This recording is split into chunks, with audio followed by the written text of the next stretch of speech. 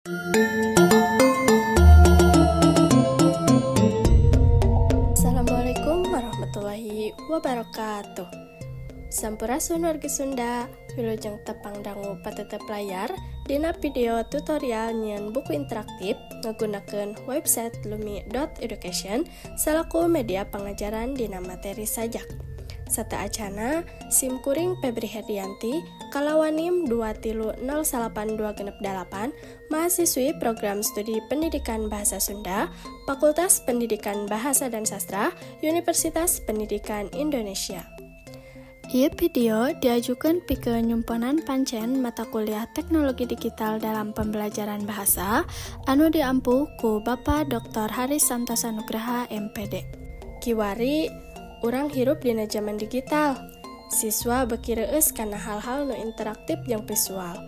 Wargi Sunda kantos ngarandapan teu waktos diajar maca sajak teh muridna sapertos nu kirang mikaresep, kirang aktif tur kirang interaktif. Nah, ayeuna urang cobian ku cara nu anyar. Guru tiasa ngajarkeun materi sajak ku cara nu interaktif, kreatif, jeung pastina leuwih ngahudang rasa. Dina ieu video, sim kuring baris maparin tutorial nyeun buku interaktif dina website lumi.education, hiji website nu haratis tur kreatif pikeun digunakeun di kelas.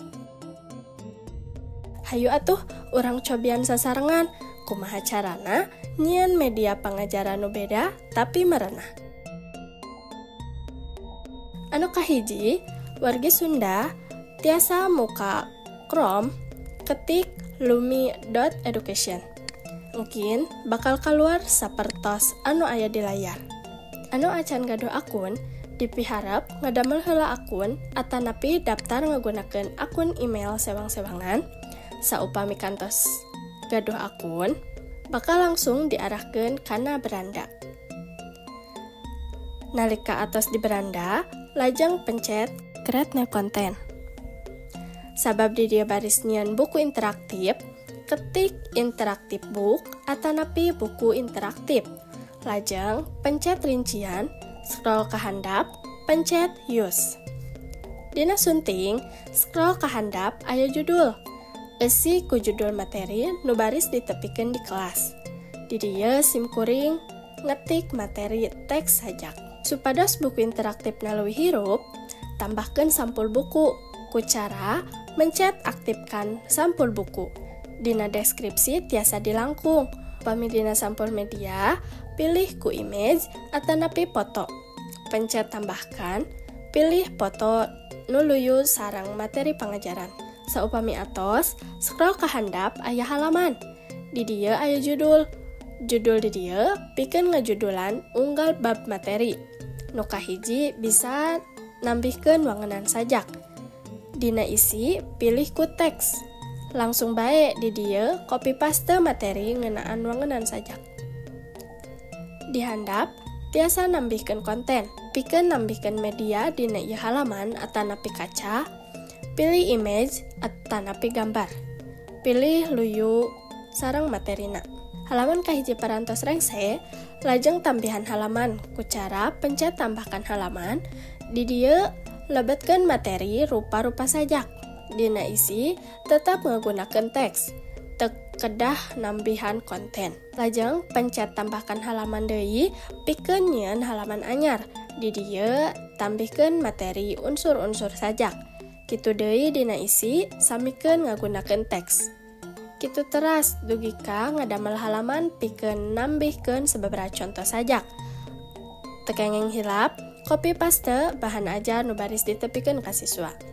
Nalika rengse ngadamel halaman dina buku interaktif, pikeun ngoreksi atanapi ngacek heula bahan pangajaran, tiasa ku cara mencet menyimpan nu aya di belah katuhu. Lajeng pencet melihat, pencet read, di dieu urang tiasa ngoreksi heula tampilan buku interaktif unggal halamana. Nalika dianggap kurang luyu, tiasa diedit deui. Tapi nalika dianggap geus nyumponan pikeun media pangajaran, bisa ditulikeun ku mencet close di kenca belah luhur. urang bakal diarahkan karena beranda konten nu parantos dijieun. Pikeun nyebarkeun media pangajaran ka siswa, bisa mencet titik 3 di handap. Pencet deploy, ngaranan media pangajaran ku materi pangajaran sajak. Sanggeus kitu, pencet save, hasilna bakal sapertos kieu. Pikeun nyebarkeun media pangajaran, bisa ngagunakeun link jeung barcode nu leuwih gampang. Pencet copy link. Ku kituna, buku interaktif geus bisa digunakeun pikeun dijadikeun media pangajaran di kelas. Cindekna, website lumi.education bisa jadi media pangajaran nu leuwih interaktif. Kaonjoyan dina ieu website nyaeta loba sabaraha fitur nu mangpaat pikeun pangajaran di kelas. Website nu haratis tur cocok pikeun dijadikeun media pangajaran nu interaktif. Kahengkerana, nyaeta tampilana masih formal sapertos LMS biasana, sareng teu tiasa ngangge e-pepet. Tah, kitu wargi Sunda, cara nu gampil pikeun ngadamel buku interaktif ngagunakeun website lumi.education dina pangajaran materi sajak. Hayu urang robih diajar sajak jadi langkung hirup, digital, jeung nyambung kana kahirupan siswa dina zaman kiwari. Mugia ieu video aya mangpaatna pikeun urang sadayana. Hatur nuhun parantos ngaregepkeun. Hapunten samudaya kalepatan. Ulah lali dicobian sareng dibagikeun ka wargi Sunda nu sanesna nya. Assalamualaikum warahmatullahi wabarakatuh.